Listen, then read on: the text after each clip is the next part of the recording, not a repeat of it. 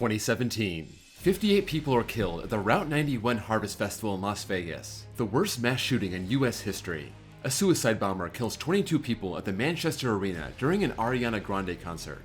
Harvey Weinstein takes a fall as the Me Too movement exploded. Hurricane Harvey devastates southeastern Texas and Louisiana, with Hurricane Irma and Maria wreaking havoc in Florida and Puerto Rico. Millions of Americans traveled across the country to see a total solar eclipse, and the world wondered what the heck Covfefe meant. The Astros won their first World Series. The Patriots came back from 28-3 to win the first ever overtime Super Bowl. The Warriors beat the Cavaliers in round 3 of their 4-part NBA Finals, and the Pittsburgh Penguins won their 5th Stanley Cup. Adele wins Song of the Year for Hello, and Moonlight wins Best Picture, but not before Faye Dunaway and Warren Beatty told us otherwise. La La Land. 2017 was an in-between year for the theme park industry. Wedged right in the middle of 2 spectacular years, this year was defined by coasters escaping death, other icons not being so lucky, and major changes coming to the world's most popular parks. These are the events that changed the theme park industry from 2017.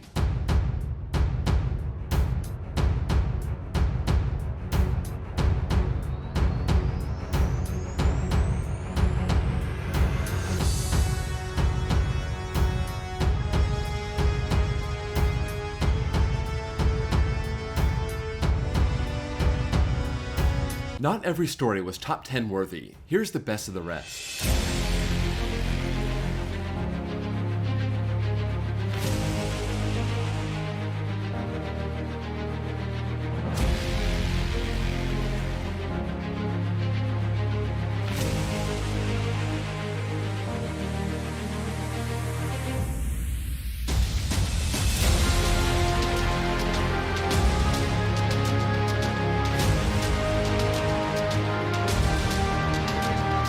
And now, the top 10.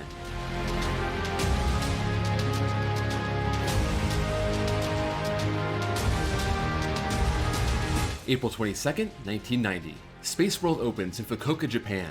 This was created by Nippon Steel in the process of downsizing their steel plant, trying to diversify their portfolio.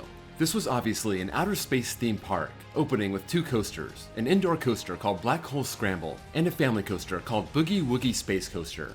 They would add some other coasters to put the park on the map, starting with Titan Max and Aero Hyper, then Venus GP, a twisting looping coaster that was the first ever built by the German manufacturer Maurer. And finally, in 2006, they got Saturn, an intimate accelerator, 205 feet tall and launching trains from 0 to 80 miles an hour in 2.3 seconds. At its peak, it drew 2.2 million guests, but it declined over the years. And in November 2016, they faced backlash for their freezing port exhibit, freezing 5,000 sea creatures into a floor in their ice rink, having to close it down.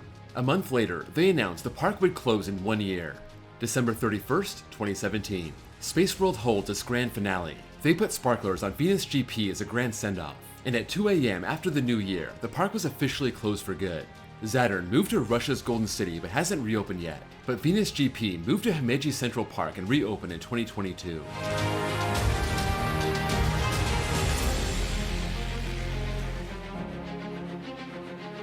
May 26, 2017.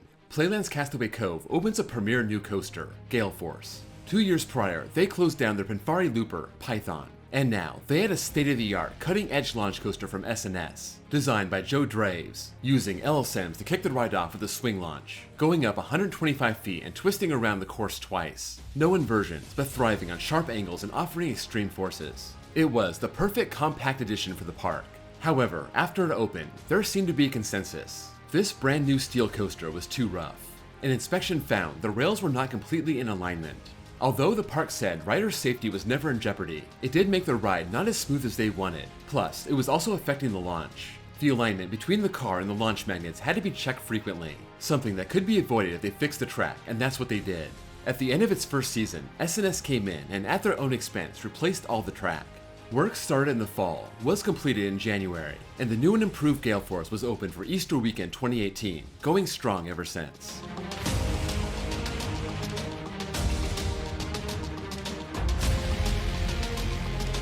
October 29th, 2012. Hurricane Sandy makes landfall on the eastern seaboard. One of the hardest hit attractions was right in the Jersey Shore and Seaside Heights, home of Casino Pier since 1932. The storm tore apart a piece of the pier, sending the park's star coaster, Starjet, into the ocean, alongside the park's log flume. 18 rides were destroyed during the storm. The pier was partially repaired and reopened in 2013, but it was a shell of what it once was. May 6, 2017. More than 4 years after the storm, Casino Pier opens an expansion that featured not only a giant Ferris wheel, but a brand new premier coaster, Hydrus. This Gerstlauer Eurofighter was the perfect modern replacement for Starjet. 72 feet tall, a 97-degree drop, 3 inversions over about 1,000 feet of track. Almost 5 years after hitting an all-time low, Casino Pier was back, once again a destination on the Jersey Shore.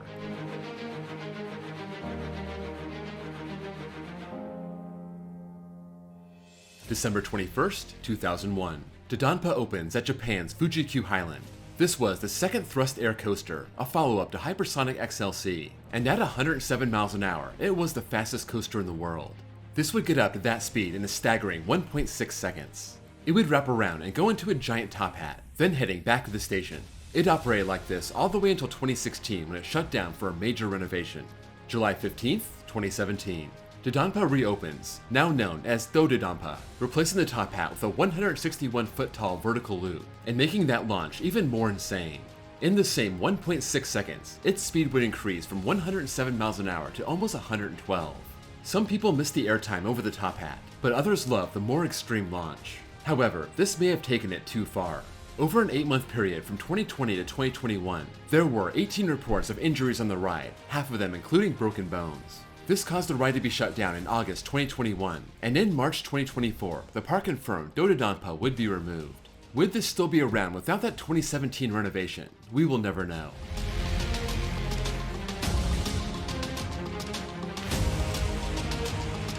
Kolmården is a zoo near Stockholm, Sweden, and in 2016, they stunned the coaster world when they opened Wildfire, an RMC topper track wooden coaster, tying the record for world's tallest wooden coaster, and setting the European record for fastest wooden coaster.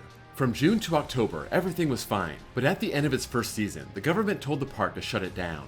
The government had environmental concerns over the ride's construction, and even though Kolmården was told it was okay to bypass some of the permits, when push came to shove, the government wanted those permits after all, possibly because of personnel change. One government official even stated they would probably ask the park to remove the $12 million ride. January 28th, 2017. The government announced the coaster could remain standing, but the permit to operate the coaster was still in limbo. It took another 2 months to get the zoning approved by the city council. By June, Wildfire was back in action, having escaped the bureaucratic axe, and it remains one of Europe's best coasters to this day.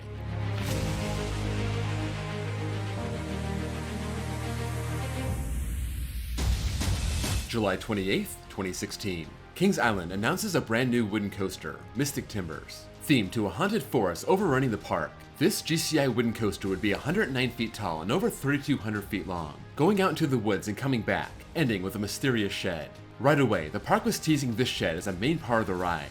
They started the What's in the Shed marketing campaign, and people's speculation ran rampant. April 15th, 2017. Mystic Timbers holds its grand opening. Right away, people were impressed by the ride experience, calling it one of the best GCIs in the country, and some even saying it's the best ride in the park.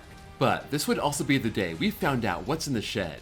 Would it be a drop track? Some kind of 360-degree theater? What would it be? If you haven't been on it and don't want to know, skip ahead about 20 seconds. This would be a dark abandoned shed that has a screen around the turnaround back at the station, having a random sequence where you're being attacked by a tree, or a snake, or bats. Some people were let down after all the hype. Others said it was nice to give riders something to do on the brake run. Regardless, Mystic Timbers won the Golden Ticket Award for Best New Ride of 2017, and it remains an elite coaster to this day.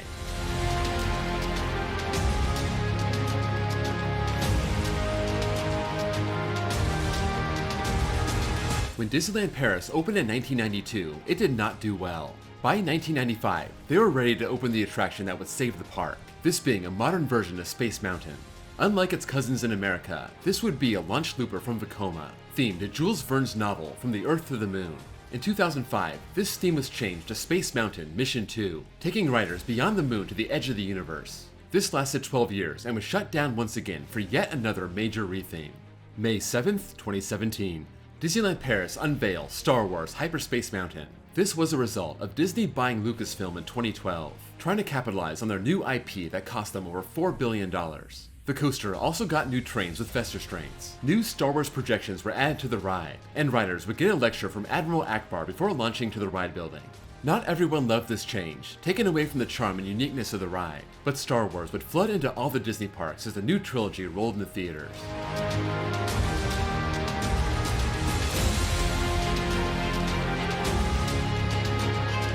May 28th, 1999.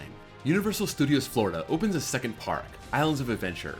In the Lost Continent section of the park, guests would find the first ever set of dueling B&M inverts. One side ice, one side fire. Dueling Dragons was designed so the trains would interact at 3 different points, and right away it became one of the great attractions in America.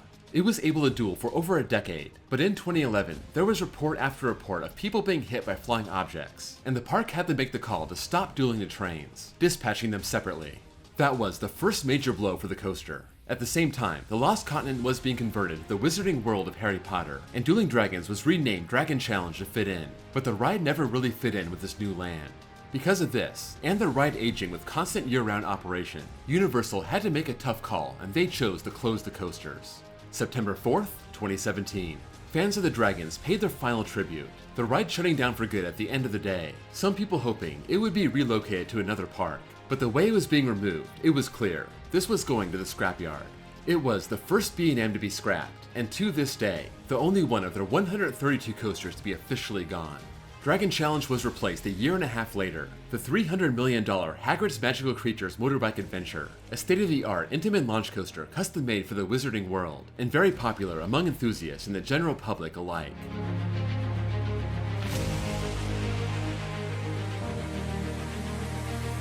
April 7th, 2017. Ferrari Land opens in Salou, Spain. This would be part of the Port Aventura World Complex, a separate park but right alongside Port Aventura Park, opening in 1995. By 2014, Ferrari signed a deal to open a new park in the complex, themed to its sports car, its second park following the one in Dubai, investing over 100 million euros to make it happen. Its original 2016 target was eventually delayed to 2017. It would open with one coaster, but it was definitely a headliner. GaleForce would dominate the skyline of the entire resort, an Intamin LSM launch coaster, getting up to 112 miles an hour and going up and over a 367-foot top hat. Intamin had built accelerator coasters just like this in the past, but where those used a hydraulic launch, this would use magnets, opening as the fastest magnetic launch coaster in the world. Riders in the front row would have to wear goggles to protect their eyes at those speeds. Ferrari World helped Port Aventura boost attendance by 19%, up to 4.7 million by the end of 2017, and it's transformed this complex into a true destination.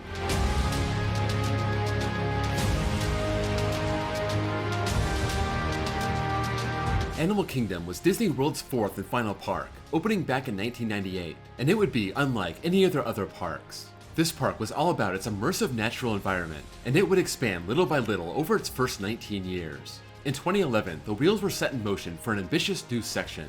Because of budget cuts, Animal Kingdom could never make their Beastly Kingdom section of the park a reality, supposed to feature fictional animals, and instead became Camp Mini Mickey.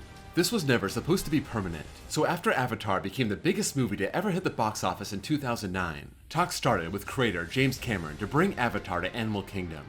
May 27th, 2017. 6 years after talks began, Pandora, the world of Avatar, opens to the public. This would fit right in with Animal Kingdom's atmosphere, a 12-acre land with floating mountains, glowing plants, and 2 major rides. The headline attraction would be Avatar Flight of Passage, a 3D flying simulator, considered one of the top Disney attractions in the world, making it seem like you're riding a banshee all over Pandora. Also, Na'vi River Journey would take riders onto a boat, showcasing the bioluminescent plants of Pandora, a visually impressive ride. The whole area would light up at night, being the place to be after the sun goes down. Pandora was meant to make Animal Kingdom a full-day park, and it's one of the main reasons Animal Kingdom is my personal favorite in the Disney World complex. That's a wrap on 2017. Let me know what you think about these stories, if you have anything else that should have made the list, and if you have any coaster memories from 2017. This was the year I started taking photos for Instagram, taking my newfound enthusiasm to the social media level. My main road trip that year being to Texas and back, hitting over Texas and Fiesta, Texas for the first time. Also, going to Cliffs in Albuquerque and ZDT's The Ride Switchback. I also went to Lagoon for the first time, and on a business trip to Chicago, got to return to Six Flags Great America for Fright Fest. All of this led to the launch of this YouTube channel in February 2018. If you enjoyed this video, please drop a like. And if you're new here and love coasters, please give me a sub. I have a playlist with more videos in this series. Also, check out my second channel where I post copyright-free off-ride footage. Thank you all for watching, and I'll see you all next time.